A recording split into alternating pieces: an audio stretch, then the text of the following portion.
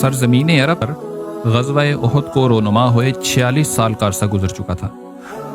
سیدنا امیر معاویہ رضی اللہ تعالیٰ عنہ کا دور حکومت تھا۔ میدان احد کے درمیان ایک نہر کی کھدائی جاری تھی۔ کھدائی کے دوران شہدائے احد کی بعض قبریں کھل گئیں۔ اہل مدینہ اور دوسرے لوگ جمع ہو گئے۔ سب لوگوں نے دیکھا کہ شہدائے کرام کے کفن سلامت اور بدن تر و تازہ ہیں، اور انہوں نے اپنے ہاتھ زخموں پر رکھے ہوئے ہیں۔ جب زخم سے ہاتھ اٹھایا جاتا تو تازہ خون نکل کر بہنے لگتا۔ یوں معلوم ہوتا تھا کہ پرسکون نیند سو رہے ہیں۔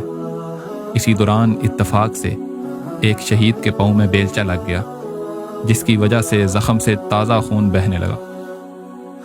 سب لوگ اس شہید کی شان اور اس کے بدن کی تازگی کو دیکھ کر حیران تھے۔ اس شان سے اپنی قبر میں آرام فرمانے والے یہ شہید کوئی اور نہیں، سید الشہداء، خیر الشہداء، اللہ کے شیر رسول اللہ صلی اللہ علیہ وآلہ وسلم کے معزز چچا سیدنا امیر حمزہ بن عبد المطلب رضی اللہ تعالیٰ عنہ تھے۔ آپ رضی اللہ تعالیٰ عنہ کی ولادت نبی کریم صلی اللہ علیہ وآلہ وسلم کی ولادت سے 2 سال پہلے ہوئی۔ آپ کی کنیت ابو عمارہ ہے۔ آپ بہت حسین و جمیل تھے، خوبصورت پیشانی، درمیانہ قد اور چوڑی کلائیوں والے تھے۔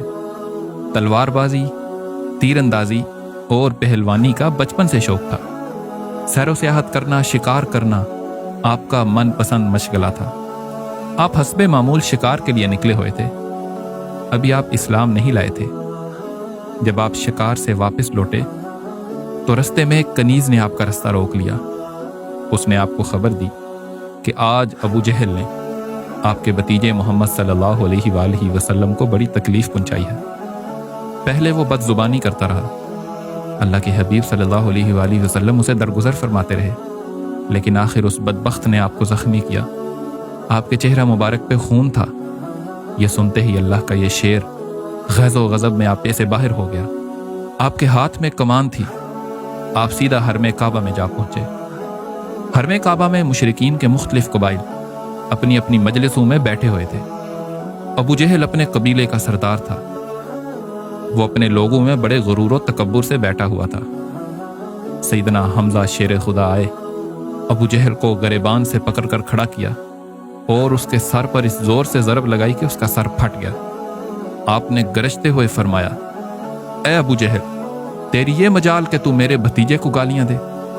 سن، میں نے بھی ان کا دین قبول کر لیا ہے۔ اگر تجھ میں ہمت ہے تو آ اور مجھے روک کر دیکھ۔ ابو جہل کے قبیلے کے لوگ اپنے سردار کی رسوائی دیکھ کر جوش میں آ گئے اور سیدنا حمزہ سے اس کا بدلہ لینے کے لیے اٹھ کھڑے ہوئے۔ مگر ابو جہل بہت مکار تھا۔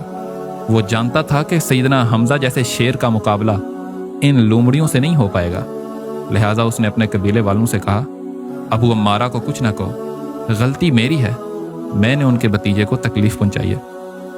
اب سیدنا حمزہ رضی اللہ عنہ جب گھر لوٹے تو شیطان نے وسوسہ ڈالا کہ تمہارا شمار قریش کے بڑے بڑے سرداروں میں ہوتا ہے، کیا تم اپنا دین بدل دو گے؟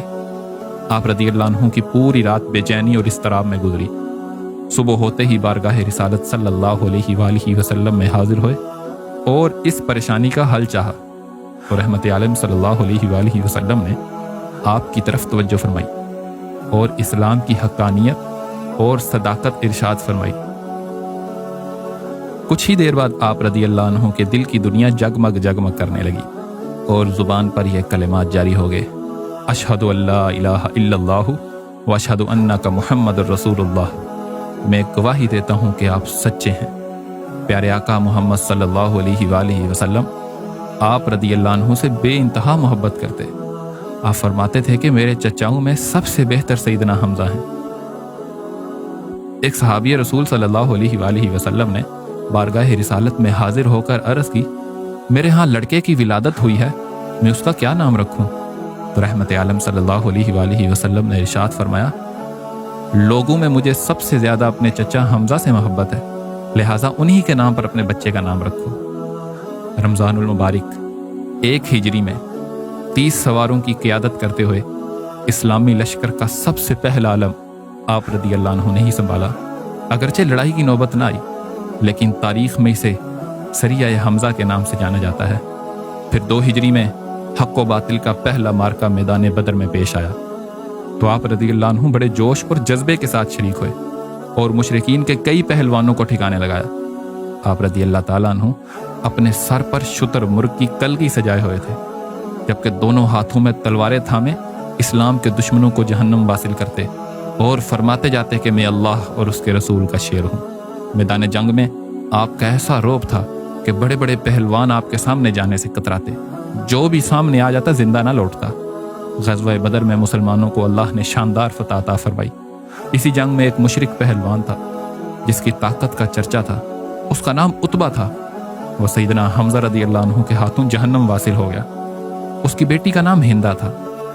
اس نے قسم کھائی کہ وہ اپنے باپ کے قتل کا بدلہ لے گی اور سیدنا حمزہ رضی اللہ عنہ کو شہید کر کے ان کے جسم کا مسلح یعنی بے حرمتی کرے گی۔ عرب میں یہ رواج تھا کہ اپنے دشمن کی لاش کا مسلح کرتے تھے، یعنی اس کے جسم کے اعضاء کاٹ دیتے۔ اس مقصد کے لیے ہندا نے ایک حبشی غلام سے وعدہ کیا کہ اگر وہ سیدنا حمزہ رضی اللہ عنہ کو شہید کر دے تو اسے آزاد کر دیا جائے گا۔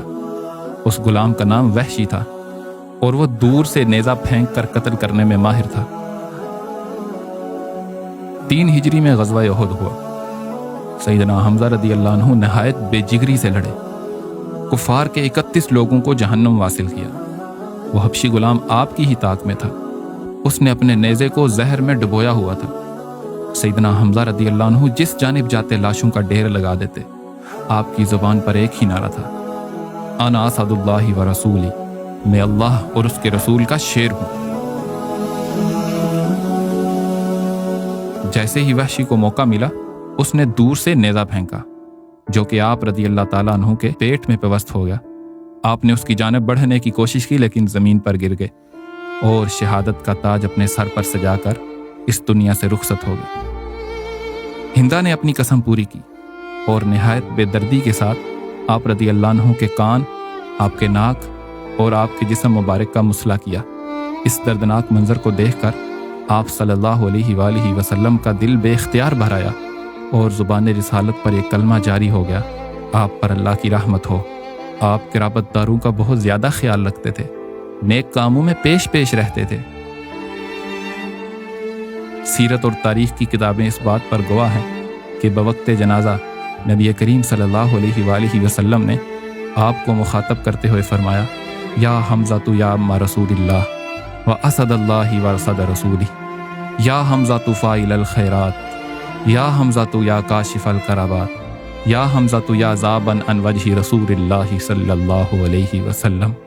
شہدائے احد میں سب سے پہلے آپ کی نماز جنازہ ادا کی گئی، پھر 10 شہیدوں کی نماز ایک ساتھ پڑھی جاتی اور ان میں آپ کو بھی شامل کرتے۔ یوں اس فضیلت میں آپ رضی اللہ عنہ منفرد ہیں۔ جبل احد کے دامن میں آپ رضی اللہ تعالیٰ عنہ کا مزار مبارک ہے جو کہ دعاؤں کی قبولیت کا مقام ہے۔ اللہ سبحانہ و تعالیٰ آپ کی قبر انور پر کروڑوں رحمتیں نازل فرمائے، آمین۔